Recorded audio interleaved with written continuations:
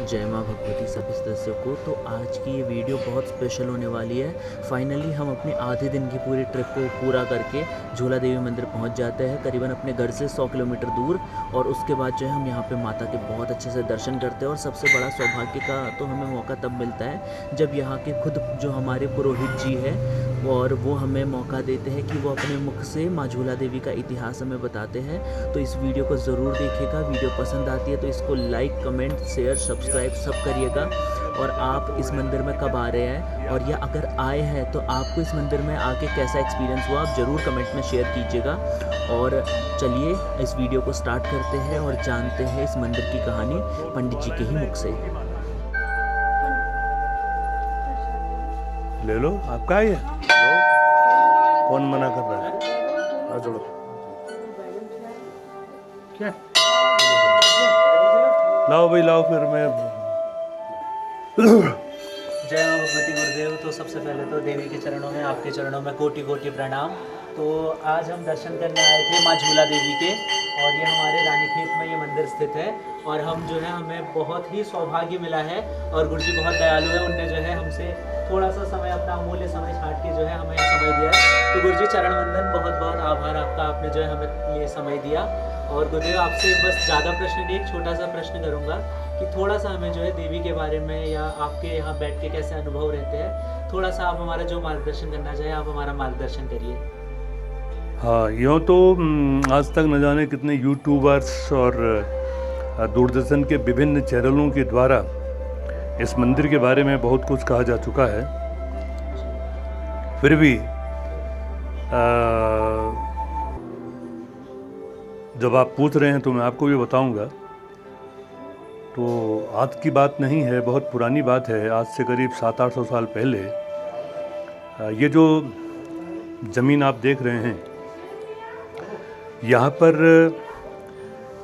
चंद्रवंश के संस्थापक सोमचंद द्वारा अपने राज्य का विस्तार करने के उद्देश्य से वहाँ की कुछ जुझारू जातियों को उत्तराखंड के चारों तरफ भेजने के इरादे से जो जातियाँ भेजी गई थी, उन्होंने इस तमाम इलाके में कब्जा किया था। और सोमचंद के राज्य के विस्तार के लिए, और ये जगह जगह पर हम लोगों का इस प्रकार से उन लोगों ने यहाँ पर अपना आधिपत्य जमाया और सोमचंद के राज्य की, उसके साम्राज्य की सीमा को बढ़ाने का प्रयास किया। तो यहीं पास में एक गांव है पिलखोली में फरत्याल लोग रहते थे, आए थे शुरू में। तो यहाँ पर जितने सीढ़ीनुमा खेत देखते हो, ये शुरू में सीढ़ीनुमा खेत नहीं थे। शुरू में जब आप यहाँ पर कोई भी आदमी बचा होगा, तो उसने तो जहाँ पर मैदान था, उस मैदानी भागों में अपना कुछ वो किया, वहीं पर झोपड़ा बना दिया, वहीं जानवर रख लिए। उस जो भी कृषि भूमि, और ऐसी जगहों पर बचते जहाँ पानी होता था। पानी, यहाँ पर पानी का स्रोत बहुत थे, कई जगहों पर पानी के स्रोत थे, इधर भी उधर भी।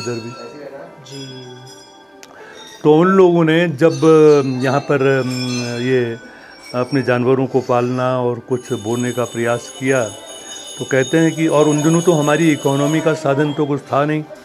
हम अपनी आजीविका की प्राप्ति कुछ जानवरों को पालकर और जहाँ पर मैदानी भाग होते थे, वहाँ पर कुछ बो करके ऐसे करते थे। समय बदला। अचानक क्या हुआ कि उनके जानवरों को, उनके जो पालतू मवेशी थे, उनको लेपर्ड ने, बाघ ने मारना शुरू कर दिया। और वे कभी कभी इतने उन पर भी अटैक होने लगे, बड़ी चिंता का विषय बना। तो ये हुआ कि जब ये घटना घटी, तो किसी चरवाहे के स्वप्न में माँ दुर्गा ने ऐसा कहा कि मेरा एक यहाँ पर प्रतिमा है, मेरा एक यहाँ पर आइडल पड़ा हुआ है, आप उसको नहीं पूज रहे हो, इसलिए आपके जानवरों का नुकसान हो रहा है। तो उन लोगों ने उस प्रतिमा को प्रतिष्ठित किया। वो लोग यहाँ पर आए, दूसरे लोगों को बोला। प्रतिमा मिलने के बाद में यहाँ पर एक छोटा सा मंदिर बन गया। एक पत्थर यहाँ, एक पत्थर ऊपर से, एक पत्थर पीछे से, अंदर दिया जलाने के लिए थोड़ा सा स्पेस।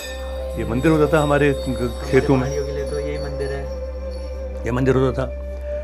फिर कालांतर में क्या हुआ कि यहाँ पर छोटा मंदिर बन गया और बाघ और तेंदुओं का आतंक यहाँ पर मानो थम सा गया।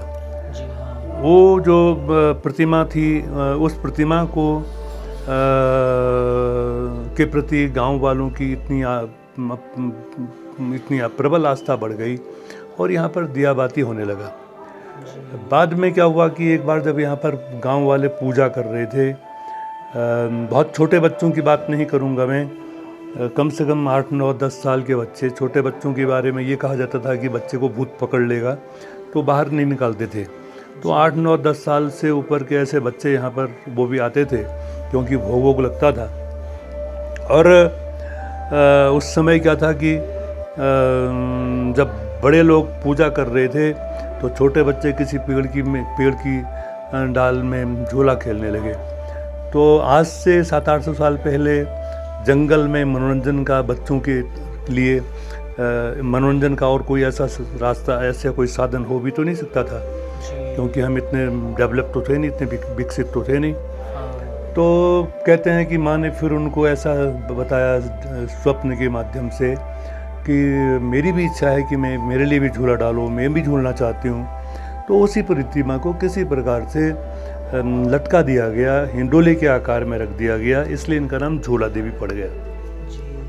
ये पर्टिकुलर मेरे गांव का मंदिर, इनकी जो शक्ति थी, इनका जो प्रताप था वो इतना व्यापक हो गया कि धीरे धीरे मेरे गांव के और इर्द गिर्द जितने भी गांव थे उन्होंने भी इनको अपना लिया, इसलिए इनके कुछ फॉलोअर्स और बढ़ गए। ये सब चलता रहा। बाद में 1885 में रानीखेत में अंग्रेजों ने गोरखा लोगों को इस प्रकार का धोखा दे करके, मैं कहूँगा कि इस आइन के प्रकार यहाँ पर काबिज हो गए। और काबिज होने के बाद में वे अपने साथ में मैदानी भागों से कुछ वाशरमैन्स को और कुछ खटीक को, जो उनको पिक का गोश्त सप्लाई करते थे, और कुछ स्वीपर्स को और कुछ अन्य जातियों को जो उनको मैदानी भागों में असिस्ट करते थे, वो हिंदू कम्युनिटीज़ के लोग भी रानीखेत, कुछ राजस्थान से आए हुए बनिए, वो सब लोग भी हिंदू लोग इनको पूजने लगे। इनकी भक्त संख्या और बढ़ गई। और यहाँ पर बाद में ये हो गया कि ये मनोकामना को पूर्ण करने वाली एक देवी के रूप में विख्यात हो गई इस इलाके में। और जब इनके फॉलोअर्स काफ़ी बढ़ गए धीरे धीरे, तो यहाँ पर लोगों का आवागमन बढ़ गया। ठीक है, मंदिर ज़रा सा और बड़ा हो गया। ठीक है, ये जो कंस्ट्रक्शन आप देख रहे हैं ये 1935 में बना है। तब भी कुछ बड़ा मंदिर था, लेकिन इसके ऊपर पत्थर होते थे।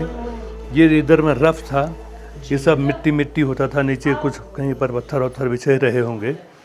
तो ऐसा जब था, उसके बाद क्या हुआ कि आपका इनके भक्त संख्या बढ़ गए। इधर क्या हुआ कि टूरिज्म डेवलप बढ़ गया। बाद में इनकी शक्ति से प्रभावित होकर के और भी जितने भी गांव हैं सब इनको फॉलो करने लगे। टूरिज्म बढ़ने से बाहर के लोग भी आने लगे। 1960-70 तक यहाँ पर घंटियों की संख्या बहुत कम थी। तब लोग जिसकी मनोकामना पूरी होती थी वो बकरे की बलि के रूप में अपनी मनोकामना की पूर्ति के उसमें इस प्रकार का फंक्शंस यहाँ पर करते थे। बकरा लाते, बकरा काटते और उसका सर यहाँ रख देते, उसकी ज़रा पूंछ काट कर जो मुंह में फंसा के, ये सब चलता था जी। मैं आपको बताऊंगा, मैं अभी 73 साल का हूँ। जब मैं छोटा बच्चा था तो यहीं पर काटते थे। अच्छा। और यहीं पर काट करके उसका सर यहाँ रख देते थे जी। फिर थोड़ा सा धीरे अपोज हुआ, वहाँ काटने लगे, फिर उस कोनों में काटने लगे। फिर भी चारों ओर एकदम जगह जगह पर खून बिखराता था। हम लोग, मेरे माता पिता, हम लोग सूखी मिट्टी ला करके उसके ऊपर पाट देते ताकि बदबू ना आए, खून फैला न रहे। इस प्रकार का माहौल होता था।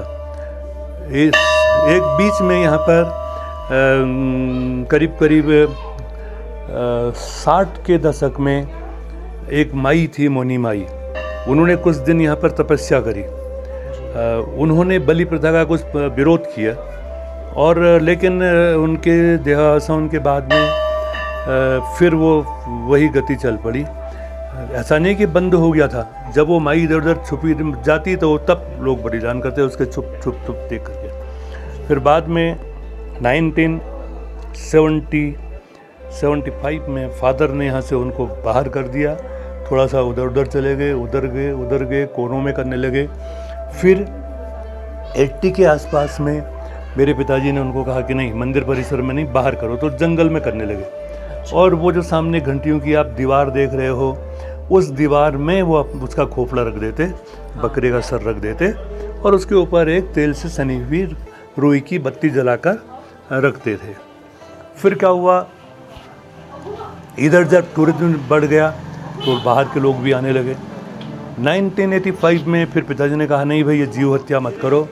आप तब गीले ये कच्चे नारियल यहाँ नहीं आते थे, तब सूखा नारियल यहाँ पर तोड़ा जाता था बलि प्रथा के एवज में। एक्चुअली बलि प्रथा क्या है? बलि प्रथा है किसी अनिष्ट की आशंका को रोकना। किसी अनिष्ट की आशंका रोकने के लिए बलिदान किया जाता है, ठीक है। तो ये जब हुआ तो फिर 1995 के आसपास में पिताजी ने कम से कम 20, 25, 30 लोगों को ऐसे लौटाने लगे।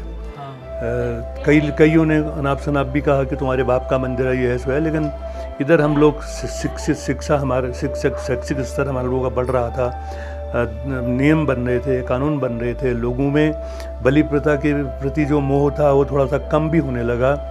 तो इस वजह से धीरे धीरे फिर वो बलिदान यहाँ पर रुक गया और सब लोगों को ये निर्णय लिया गया कि भाई जो जिसकी भी मनोकामना पूरी होती है वो बलि न दे करके यहाँ पर यादगार के रूप में एक घंटी लगा दो।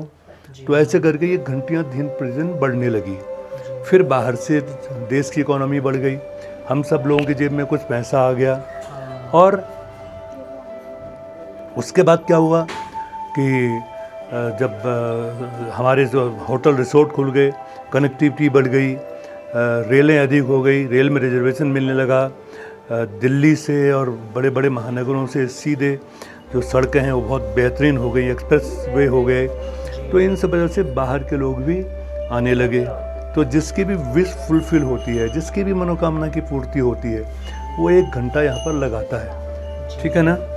और ये फिर मैं फिर बता रहा हूँ कि बलि प्रथा के एवज में अपनाई गई प्रवृत्ति है ये बलि घंटी लगाने का, ठीक है। तो बलि प्रथा को समाप्त कर दिया गया, उसके उन्मूलन स्वरूप ये घंटियाँ यहाँ पर हैं। और इधर कुछ आध्यात्मिक ज्ञान रखने वाले कुछ ऐसे भी महामनीषियों हैं, कुछ इतिहासकार हैं जो ये निष्कर्ष पर पहुँचे कि स्कंद पुराण के 18 पुराण होते हैं, आपको मालूम है। हाँ। उसमें एक पुराण होता है स्कंद पुराण। स्कंद मीन्स शिव जी के बड़े बेटे कार्तिकेय। तो कार्तिकेय जी का वो पुराण है, उसमें एक खंड है मानस खंड। मानस खंड में ऐसा विवरण आता है कि सतयुग में शिव जी ने माँ पार्वती को यहाँ पर झूला झूलाया था और इस वजह से इस स्थान का नाम ये बाद में ये झूला देवी के रूप में इन्होंने दोबारा से यहाँ पर अपना वो किया, प्रकटीकरण किया, ठीक है साहब। तो ये इतिहास है यहाँ का। तो मेरे ख्याल में इतना सफिशिएंट है। जी गुरुदेव, आपने जो है बहुत ही सुंदर तरीके से और एक एक जो बारीकियाँ होती है ना इस मंदिर के बारे में। और फिर आपने कहा कि आप लोग कब से हैं, ये भी आपने पूछा था। वो मैं जवाब आपको नहीं दे पाया।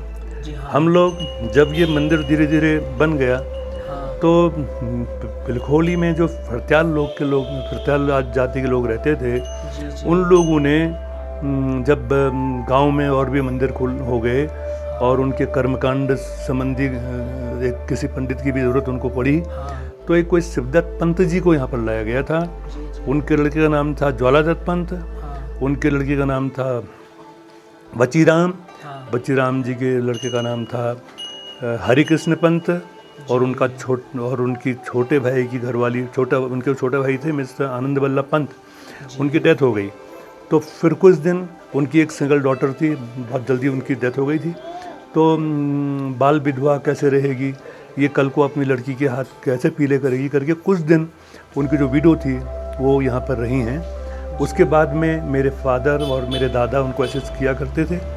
उनके निधन के बाद में मेरे पिताजी और फिर हम 4 भाई आप ही इस मंदिर को लुक करते हैं। जी जी। कैसा लगा आपको ये मंदिर? गुरुजी बहुत सुंदर है, और जैसा आपने कहा कि यहाँ की जो देवी है वो मनिच्छा पूरी करती है, और यहाँ जितनी घंटियों की संख्या है ये इसकी जो है साक्षी बनी है कि इनने कितनों की जो है मनिच्छा पूरी करी होगी। और आपका मैं दिल से बहुत बहुत धन्यवाद करना चाहूँगा कि इतने सुंदर तरीके से और पूरा बिल्कुल एक कहते हैं ना बिल्कुल संपूर्ण ज्ञान, और वो भी इतने अच्छे तरीके से आपने समझाया। बहुत बहुत धन्यवाद गुरुजी, चरण वंदन आपके। तो क्योंकि इतने अच्छे से बहुत कम ही लोग समझा पाते हैं। नहीं, ऐसा कुछ भी नहीं है, वो जो मैं जानता था मैंने आपको बता दिया। जी हाँ, ठीक है। तो जो ये आरती अभी आप देख रहे हैं, तो ये गुरुजी द्वारा ही रचित ये आरती है, और देखिए कितनी सुंदर तरीके से और लयबद्ध तरीके से जो है ये आरती ने लिखी है, और बहुत ही सुंदर तरीके से। और आपको मैं मंदिर भी दिखाऊं तो यहाँ पे जो है चंडी कवच को बहुत ही सुंदर तरीके से संगमरमर पे उकेरा गया है, और ये पूरा चंडी कवच है, आधा इस तरफ लिखा है और बाकी उस तरफ लिखा है। तो बहुत ही सुंदर तरीके से यहाँ पे जो चंडी कवच को लिखा गया है।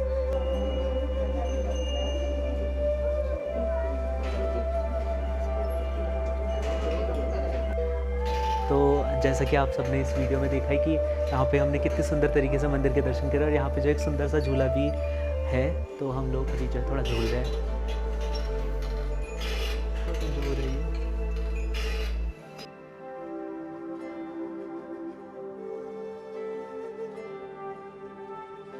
मैंने इस तरीके से है ये पूरा।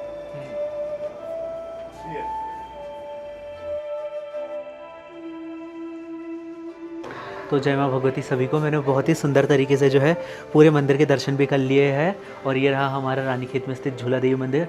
और आप देख सकते हैं यहाँ पे कितनी सारी घंटियाँ हैं, मतलब देखिए कितनी हज़ारों घंटियाँ, हज़ारों क्या लाखों करोड़ों से भी ज़्यादा होगी, मतलब गिन नहीं सकते इतनी घंटियाँ। और सबसे अच्छी बात एक चीज़ दिखाऊँ, जैसे यहाँ पे देखो छोटी घंटियाँ हैं तो उनको अलग तरीके से सेट किया गया है। ये देखो, ये जितनी भी छोटी घंटियाँ हैं इनको अपने तरीके से जो है एक माला जरी बनाई गई है, ठीक है। और बड़ी घंटियों को जो है अलग तरीके से लटकाया गया है। तो इस मंदिर में मैंने एक और चीज़, यही चीज़ नोटिस करी है कि छोटी घंटियों को उसकी तरीके से सजाया गया है, और बड़ी घंटियों को देखिए जैसे बड़ी घंटियाँ हैं तो इसको जो है पूरे अच्छे तरीके से लटकाया गया है। देखिए मंदिर है, मंदिर में तो 10 तरीके की घंटियाँ आती है, कई छोटे साइज़ की, बड़े साइज़ की। अब कह नहीं सकते किसी से कि इस साइज़ की लेकर आओ, पर उसके बाद भी उन घंटियों को जो है संजोना और उसको जो है इस तरीके से सजाना इस मंदिर की मुझे बहुत बड़ी खासियत लगी। और ये गुरुजी की जो है उनके और उनके परिवार की ये जो है बहुत बड़ी सफलता है कि उन्होंने सारी चीज़ों को इतना संजो के इतनी मेहनत से जो है, क्योंकि अब देखो इस घंटी की अगर माला बनानी है तो देखो कितना समय का जो है वेट करना पड़ेगा, और कितनी सुंदर तरीके से इनने जो है पूरा सजा रखा।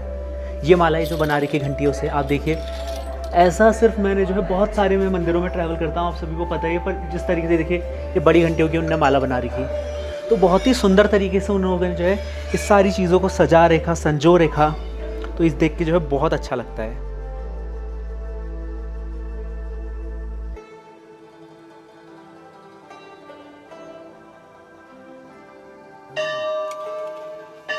वस्त्रम समर्पयामि नमः,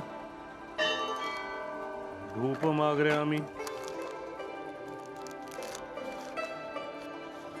कहाँ से आए भैया? अभी जो है हमने झूला देवी के दर्शन कर दिए, देखो इतना सुंदर और इतना प्यारा सा ये मंदिर है। तो अभी इसके बाद जो है हम जा रहे हैं कटारमल सूर्य मंदिर की तरफ, और आज जो है सूर्य मंदिर के भी आपको दर्शन कराएंगे। और कटारमल सूर्य मंदिर का क्या इतिहास है और कैसे वो मंदिर बना, वो सब तो मैं अपनी यूट्यूब चैनल पर पहले ही डाल चुका हूँ। तो आप अगर सूर्य मंदिर का इतिहास जानना चाहते हैं तो आप उस वीडियो को देख सकते हैं।